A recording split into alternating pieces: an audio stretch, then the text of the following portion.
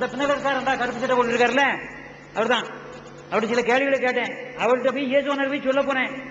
அவர் எனக்கு சில காரியங்களை சொன்னாரு. என்னை பிடிச்சி சில கேள்விகளை கேட்டாரு.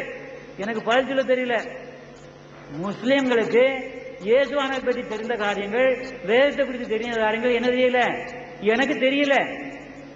என்ன பைபிளை படிக்க வச்சது அவர் தான். நான் கிறிஸ்தவனா பிறந்தேன். கிறிஸ்தவனா பிறகு எங்க அம்மா அப்பா எல்லாரும் கிறிஸ்தவங்க. அந்த பாரம்பரியத்துக்குள்ள நான் பிறந்தேன். 6 தலைமுறைக்கு முன்னாலே எங்க குடும்பத்துக்காரங்க கிறிஸ்தவங்க. நான் கிறிஸ்துவன் அறியல, கிறிஸ்துவ வேதத்தையும் அறியல.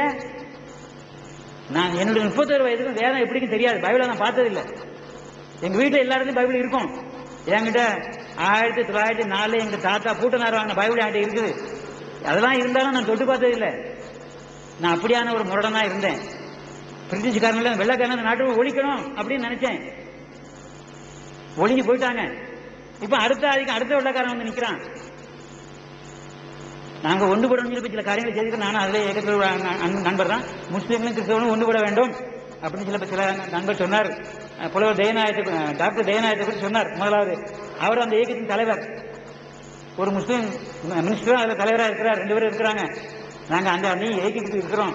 முஸ்லீம்களும் கிறிஸ்தவர்களும் ஒன்றுபட வேண்டும். இங்கேயும் நான் அதைத்தான் சொல்ல வந்திருக்கிறேன். கிறிஸ்தவம் வேற இல்லை, இஸ்லாம் வேற இல்லை. நம்ம 2 பேரும் ஒரே கடவுளை ஆராதிக்கிறோம். நமக்குள் ஏன் வேறுபாடு? நம்ம ஒன்றுபடுவோம், அல்லாஹ்விட போவோம். நமக்கு ஒரே தேவன் தான் உண்டு, 2 தேவர்கள் அல்ல. உன் தேவனாய கர்த்தர் ஒருவரே கர்த்தர். உன் தேவனாய கர்த்தரை உன் முழு இதயத்தோடும், உன் முழு ஆத்மாவோடும், உன் முழு பலத்தோடும் அன்பு வேதம் சொல்லுது. அதைத்தான் குர்ஆனும் சொல்லுது. ஒரே தேவன், 2 பேர் அல்ல, ஏக கடவுள் தான். மனிதனுக்கு விளக்கும்படியாக சில காரியங்கள் காலாகாலங்கள் அந்தந்த அறிவுக்கேற்ப ஆண்டவன் புத்தகத்தில் வெளியிட்டிருக்கிறான். நம்ம பெரியவர்கள் எழுதி வச்சிருக்கிறாங்க. அது ஆழமான கருத்துக்களை பார்த்து பின்தொடரணுமே தவிர இது நம்ம ஒருத்தருக்கு வெறுப்பு பாராட்டவோ நானா நீனா அப்படின்னு பாராட்டுறதுக்கு அவசியமே இல்லை. இயேசு கிறிஸ்து அப்படி சொல்லவே இல்லை. யூதர்களுக்கு மட்டும்தான் வந்தேன்னு சொல்லலங்க. பூமியின் கடைசி பிறந்தவன் செல்லுங்கள். சமாரியாவிலும் எருசலேமிலும் சமாரியாவிலும் பூமியின் கடைசி பிறந்தமும் என்னை குறித்து சொல்லு, சத்தியத்தை சொல்லு, எல்லோரும் என் மந்தையில் வர வேண்டும். நான் முதலாவது வசனத்தை சொன்னேன். நிச்சயமா நமக்குள் பிரிவினைகள் வேண்டாம். 29:46 சொன்னேன். நமக்குள் பிரிவினைகள் வேண்டாம். அப்பொழுது மற்றபடி இல்லை. எப்பொழுது நமக்குள் பிரிவினைகள் இல்லை அப்படின்னு அர்த்தம் என்ன? நமக்குள் எப்பொழுது ஒன்றுபடுவோமோ இந்த பூமியிலும் இந்த பாரத நாட்டிலும் நமக்குள் வெற்றி உண்டு. ஐயா சொன்ன பிரகாரம் எங்கேயும் வெற்றி உண்டு, மறுமையிலும் வெற்றி உண்டு. என்ன செய்வான்? அல்ல நம்மளை சேர்த்துக் கொள்வாரான். நமக்குள் பிரிவினைகள் வேண்டாம். அப்பொழுது நம்ம அனைவரையும் மறுமையில் இறைவன் ஒன்று சேர்ப்பான் அப்படின்னு சொல்லப்பட்டிருக்கு. நாம் ஏன் ஒன்றுபடக்கூடாது? நமக்குள் ஏன் மார்க்க பேதம்? இப்ப 15 காரியங்களை நான் சொன்னேன். நமக்கு ஏன் வேதனை? நமக்கு ஏன் பிரிவினை? ஆண்டவனுடைய தூதரை நாம் பின்பற்றுவது நம்முடைய கடமை. ஆபிரகாமுக்கும் பிள்ளை பலியிடும் சொன்னாரு. பின்னால் உள்ளவங்களுக்கு ரத்தப்படியை காட்டு, அதே அங்கேயும் ரத்தப்படியை சொல்லப்பட்டிருக்குது. பலியிடணும் சொல்லப்பட்டிருக்குது. பலி இல்லாமல் பாவமன்னிப்பு இல்லைன்னு சொல்லி எல்லா வேதங்களையும் சொல்லப்பட்டிருக்குது. அந்த வேதனை நாம சொல்றதுக்கு ஆயத்தம் இல்லை. எல்லா வேதங்களையும் சொல்லப்பட்டிருக்கு. பலி இல்லாமல் ஆத்மா விடுதலை இல்லை. நம்ம பலியிடணும் அப்படிங்கிற சில காரியங்களை நம்ம இதோட நிறுத்திக்கணும். 2 மணி நேரம் முடிஞ்சிட்டு, அதனால நம்ம அடுத்த பகுதியை அடுத்த செஷன்ல முடிக்கலாம்னு சொல்லி நான் எதிர்பார்க்கிறேன். இன்னொரு இப்ப நான் பாதி தான் முடிச்சிருக்கிறேன். நித்திய ஜீவனை பெற்றுக்கொள்ள நேர்வழி தூதர் யார்? அவர் செய்த காரியங்கள் என்ன? அவர் நமக்கு போதித்த காரியங்கள் என்ன? அப்படிங்கிறத நம்ம அடுத்த செஷன்ல பார்ப்போம். இப்போ எல்லா இளைஞர்களும், நான் இப்படி இளைஞனா இருக்கிற போது இந்த நிலைக்குள்ள வந்திருந்தேன்னா ஆண்டவர் என்ன இன்னும் அதிகமாக நல்லபடியாக ஆக்கியிருப்பாரு. இப்ப என் வயதுக்கு மூத்த சில பெரியவங்களை நான் காண்றேன்.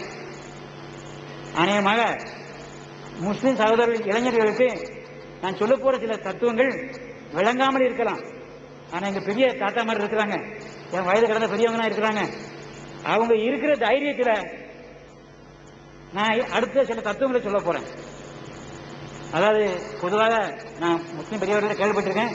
40 வயதுக்கு முன்னால இறைவனை குறித்து சத்தியத்தை குறித்து போதிக்காத அவனுக்கு அவன் பூமியில பெற்று பெருகி வசதியாகி 40 கடந்த பிறகு சத்தியத்தை சொல்லி முகமது அடியார் 40 வயது கடந்த பிறகு அவருக்கு ஞானம் வந்தது.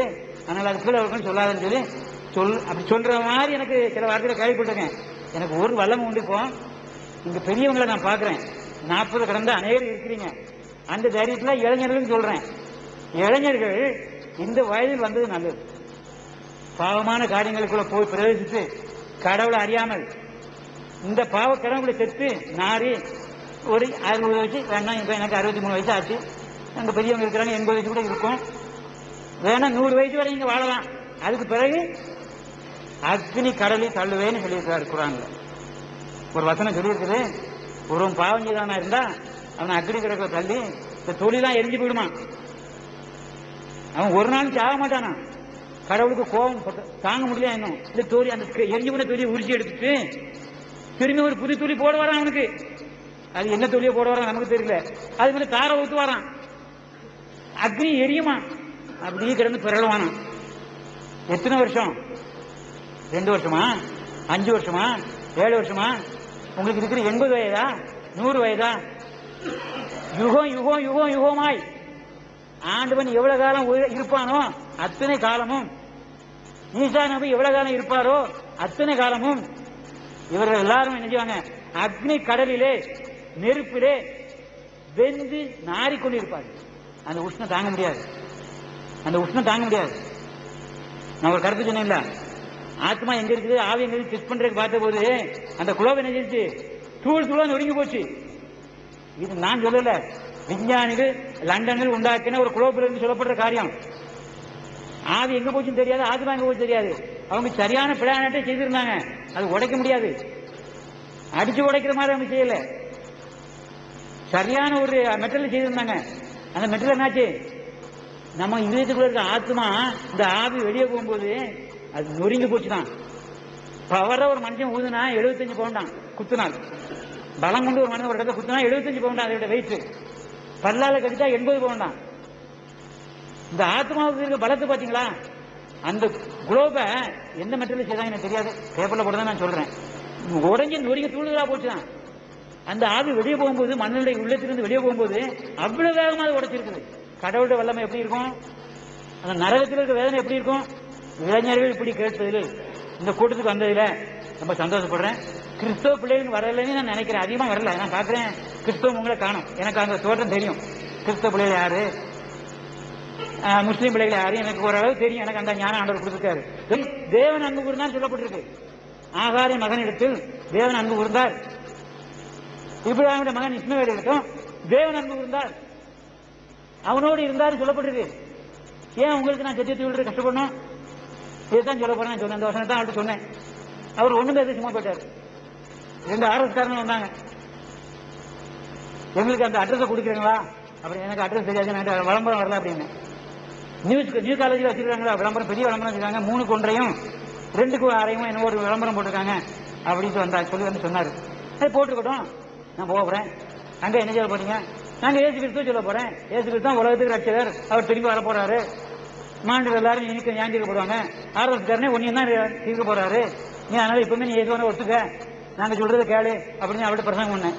ஒரு அரை மணி நேரம் அவர்கிட்ட பிரசங்கம் கேட்டாரு. நிறைய ஒரு தலைவர்களுக்கு விளக்கம் கொடுத்துட்டாரு.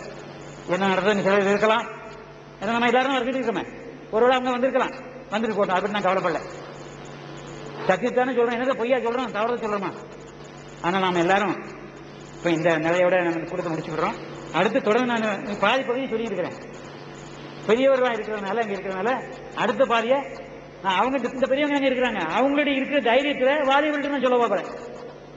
அந்த தத்துவங்கள் வந்து பெரியவங்களுக்கு தெரியும், இளைஞர்களுக்கு தெரியாம இருக்கலாம். அதாவது சில காரியங்களை பார்த்துருக்கேன், இமாம்களை சொல்லிக் கொடுக்க மாட்டேங்கிறாங்கன்னு சொல்லு. கிறிஸ்தவ பகுதியில எல்லாம் சொல்லிக் கொடுக்குறாங்க. இஸ்லாமிய பகுதியில இந்த தத்துவங்களை 40 வயதுக்கு உட்பட்டவங்களுக்கு சொல்லிக் கொடுக்க மாட்டாங்கன்னு நான் கேள்விப்பட்டேன். உண்மை போய் எனக்கு தெரியாது. எனக்கு சொன்ன இமாம் அப்படி சொன்னாரு, நாங்க அவங்களுக்கு சொல்றது இல்லை அப்படின்னு சொன்னாங்க. அதனால அந்த தயவுசெய்து என்னால் மன்னித்துக்கொள்ளுங்க. இந்த செஷனை அடுத்தாப்புல வரும்போது இதை தொடர்ந்து அடுத்த 2 மணி நேரத்தில் நான் எடுத்து வளர்க்குறேன். உங்களை எல்லாருக்கும் என்ற நன்றி தெரிவிக்கிறேன். வந்து எல்லாரும் ஆண்டோட நாமத்தில் வாழ்த்துகிறேன்.